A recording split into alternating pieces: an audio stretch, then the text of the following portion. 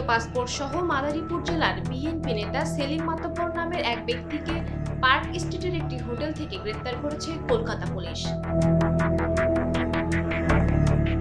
সেলিম মাতব্বর বাংলাদেশের মাদারীপুরের বাসিন্দা হলেও রবি শর্মা নামে ভুয়া ইন্ডিয়ান পাসপোর্ট এবং ভারতীয় ভুয়া আধার কার্ড, ভোটার আইডি কার্ড, এমনকি প্যান কার্ডও বানিয়েছেন বলে অভিযোগ রয়েছে। গোপন সূত্রে খবর পেয়ে শুক্রবার রাতে পার্ক স্ট্রিটের ওই হোটেলে অভিযান চালায় কলকাতা পুলিশ। এরপরই জাল পাসপোর্ট ও অন্যান্য নথিসহ অভিযুক্তকে গ্রেফতার করা হয়। শনিবার তাকে ব্যাংশাল আদালতে তোলা হবে। পুলিশ জানিয়েছে, প্রাথমিক জিজ্ঞাসাবাদে ওই ব্যক্তি স্বীকার করেছেন তিনি বাংলাদেশের মাদারীপুর জেলার বিএনপি নেতা।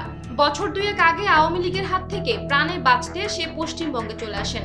এছাড়া তার কাছ থেকে বাজেয়াপ্ত করা পাসপোর্ট ও আধার কার্ডে তার নাম লেখা রয়েছে রবি শর্মা।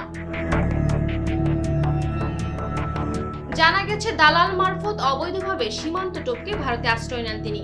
তবে কোথায় তিনি এই জাল পাসপোর্ট ও আধার কার্ড বানিয়েছেন, 2 বছর কোথায় কোথায় থেকেছেন, জাল পরিচয় তৈরিতে কে বা কারা সাহায্য করেছে তা খতিয়ে দেখছেন পুলিশের STF এর তদন্তকারী কর্মকর্তারা। Papia Mamun, South Asian Times.